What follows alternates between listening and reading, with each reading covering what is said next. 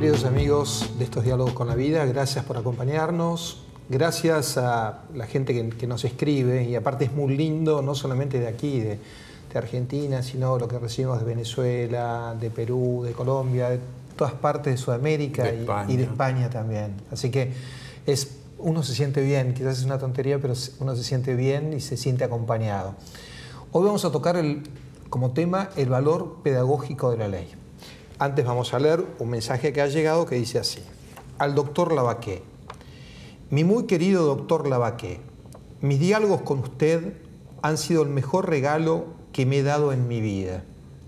Le doy gracias a Dios por haberme permitido saber de su existencia a través de sus programas Diálogos con la Vida, porque así pude pedir su ayuda. Doctor, hasta el último día de mi vida estaré agradecida con usted y lo llevaré siempre en mi corazón, porque con su ayuda me he conocido. He sabido cómo llegué a ser como he sido. Gracias por su orientación sobre cómo debo relacionarme con el mundo, sabiendo que debo ser la persona más importante para mí, que tengo los mismos derechos que todas las personas a las que amo y los de aquellos con quienes simplemente me relaciono. Que Dios lo bendiga, doctor Lavaqué. Muchas gracias, Andrea. Andrea, gracias porque usted viajó desde un país vecino de América del Sur, de Perú, para tener algunas sesiones en mi consultorio. Me alegro profundamente si pude ser de ayuda para usted. Gracias por su saludo, la aprecio muchísimo. Qué linda estas palabras, Andrea. Me imagino Julio y todos nosotros nos sentimos muy bien de poder colaborar con Julio y que puedan surgir estas cosas que han surgido de alguna manera con este disparador que ha sido Diálogos con la Vida. Y ahora pasamos entonces al tema de hoy, que es el valor pedagógico de la ley. Un tema que tiene su cierta dificultad de ser tratado en estos tiempos en que pareciera que está eclosionando de una manera especial lo que fue el postulado o lo que fueron los postulados de la Revolución Francesa. Libertad, igualdad, fraternidad. No es fácil hoy en día hablar de la ley.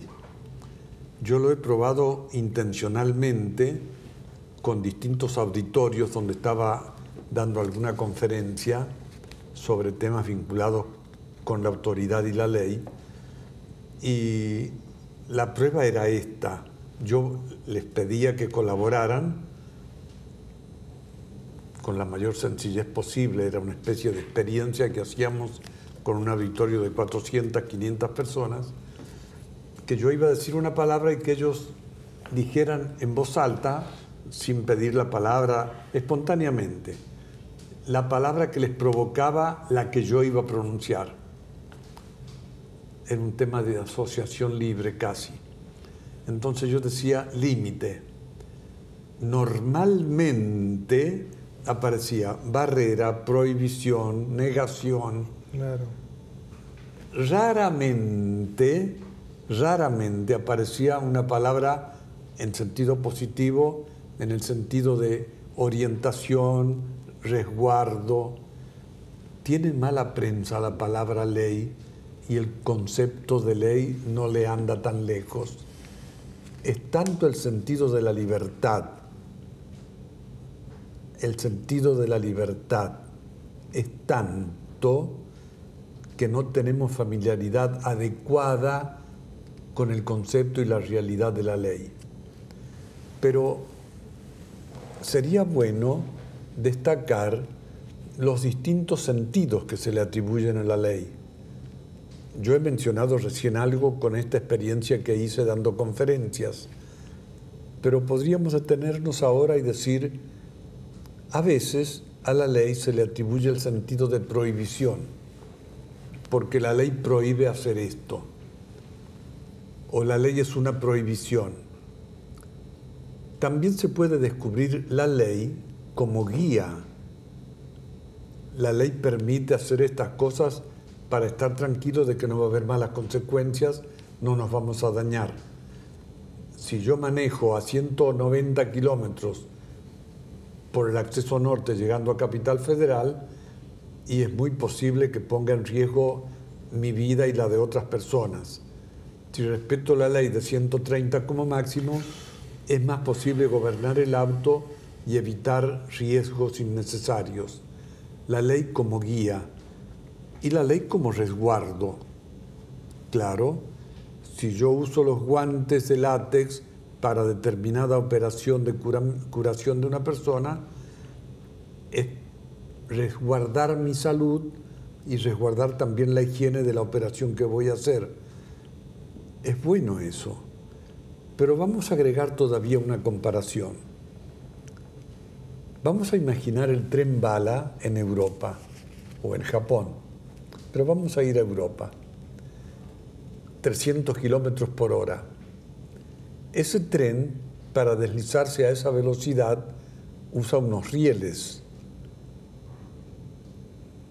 Claro, y siguiendo esos rieles, la persona que toma el tren en Madrid sabe que lo va a llevar sin etapas intermedias hasta tal ciudad, no voy a nombrar ninguna hora, y va a llegar en tanto tiempo, pero sabe que va a llegar. Lo absolutamente previsible, salvo un accidente que Dios no lo permita jamás, salvo un accidente, sabe que va a llegar. Ahora, ¿qué pasaría si el tren se cansara de ir por esa vía y decidiera salir de la vía? Primero, que provocaría un desastre. Segundo, que no podría avanzar porque las ruedas no están hechas para funcionar sobre la tierra o el pavimento. Y tercero, que provocaría unos choques inmensos con cantidad de casas, automóviles, porque perdería su rumbo y estaría a la deriva. De modo que los rieles, y para el tren bala, respetar el camino de los rieles, es una limitación. No puede ir por donde se le antoje al tren, pero es una cosa buena porque lo lleva a cumplir su sentido, su finalidad, y trasladar al personal que ha tomado el tren desde tal lugar a tal lugar en el tiempo previsto con la seguridad prevista. Los rieles del tren no son un obstáculo para la libertad. El tren es libre cuando sabe recorrer su camino por el camino que es coherente con su sentido y estructura. Los seres humanos no estamos hechos para hacer lo que se nos antoja. No es así. No estamos hechos para hacer lo que se nos antoja. Por ejemplo, no estamos hechos para contaminar el ambiente y que dentro de un par de siglos la Tierra no pueda ser habitada por seres humanos porque se habrá vuelto tóxico el ambiente. No, tenemos que respetar. La ley no es simplemente un capricho de nadie, ni la prohibición de la libertad. La ley, lo vamos a decir en el próximo bloque, tiene una función demasiado importante y lo voy a graficar todavía con una imagen más. Qué interesante sería que a usted, señora, señor, joven, adolescente, que está ahí, le dijeran que le regalan para su uso personal la terraza de un edificio como Le Parc, de 46, 47 pisos de altura, con una condición de que usted se instale a vivir en esa terraza sin colocarle ninguna pared en el contorno, ni barandas de hierro, ni de plástico, nada, y que usted vaya a vivir ahí.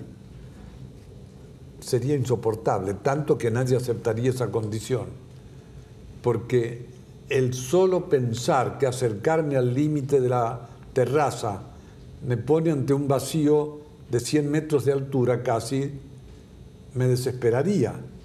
Claro, me desesperaría. La baranda no es un límite para disponer de una mirada panorámica absoluta desde el piso 46. No, la baranda es la protección para no arriesgar mi vida. La ley tiene un sentido de guía y de resguardo para que cada ser, y en particular el ser humano, viva su vida de una manera que resulte útil, productiva, creativa, agradable, cordial. Lo vamos a conversar en el próximo bloque, porque es importante descubrir el valor pedagógico de la ley.